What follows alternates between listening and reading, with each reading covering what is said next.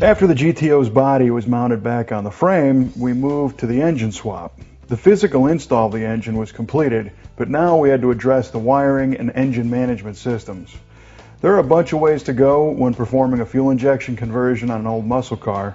We chose to work with the M-90 ECM and harness from Mast Motorsports for a bunch of reasons. First of all, their M-90 ECM operates the variable cam timing on the L92 engine.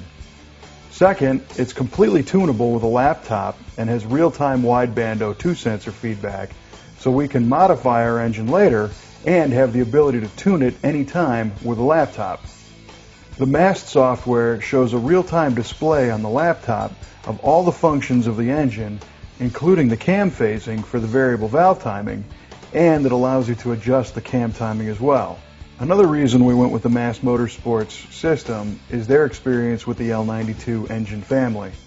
They use their own dyno cells to create the calibration file for the L92, and they've got tunes available for stock engines, engines with intakes, headers, upgraded heads, and all kinds of other modifications.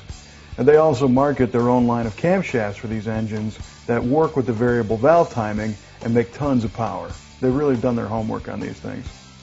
We also got our engine harness from Mast, and this was about the easiest part of the conversion because you just plug it in. All the connectors matched the factory sensors on the L92 engine, and then you connect to the starter and power. The Mast system also has the fuel and ignition relays as well as the electric fan control pre-wired in the main power center. When you really look at it, all this thing needs is 12 volts, a starter engagement switch, a neutral safety switch, and a ground, and you're off to the races. I think that's another benefit of the Mast system. It can be as simple as plug and play, or you can tune to your heart's content. These L92 engines employ a drive-by-wire electronic throttle, and Mast included a GM pedal in the kit. At first, we were a little nervous about the pedal, but it was actually really easy to install. You just bolt it to the floor and plug it into the harness.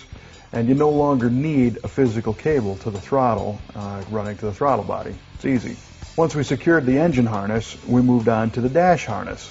Again, Mast parts were used. One common question with these late model engine swaps is how to work with the gauges.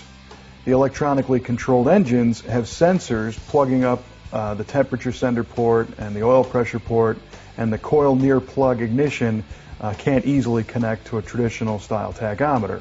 So Mast came up with a really trick solution to this in the form of a CAN network connection on the M90 ECM.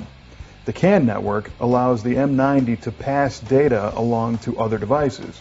It's already seeing the temperature, pressure, and engine speed signals from the ECM from all the engine sensors, and now it can pass those signals to a set of very cool gauges in the dash. We took the GTO's original dash and made a stainless faceplate to mount the gauges, which was panel bonded to the original GTO's plastic dash housing. These gauges are not ordinary electric gauges.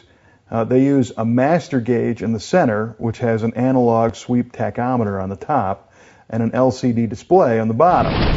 Check this out. This is a VDO electronic gauge, and it uses a CAN network to connect. It doesn't use typical senders. All you got to do is pop them through the hole and then screw this collar on the back, and they're installed. And the story on the CAN network gauges is that shortly we will have the center one, and the center gauge is kind of the brain of all these, and the main lead will go to the center gauge, and then from the center it'll go to all the rest of them.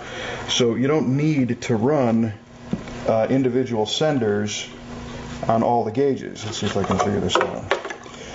The ECM will supply a signal to the central gauge, which has an actual physical tach, needle, and movement, and then from there it will supply the signal to each one of these gauges, and this just plugs into the middle one, right? So now when we're finished, we'll have actual needles for fuel level, temperature, oil pressure, and battery voltage, and the middle one will have a needle for the tach, but it's also going to have a little multi-function display that will let you cycle through and see everything that the ECM sees.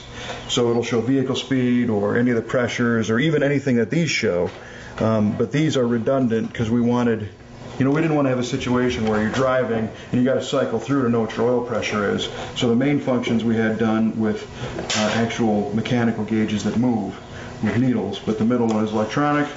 And then this deal, like I said, will plug into the middle one. The middle one uses this harness here, which will connect to it, and then you have this bundle of wires which will connect back to the Mast M-90 ECM harness. But this looks kind of intimidating. In reality, it's only about 25 wires, and we're only going to use a handful of them, 5 or 6, and that'll be all the functions we need, and then we'll just kind of bury this harness. And there you go. Engaging. Get it? Sorry.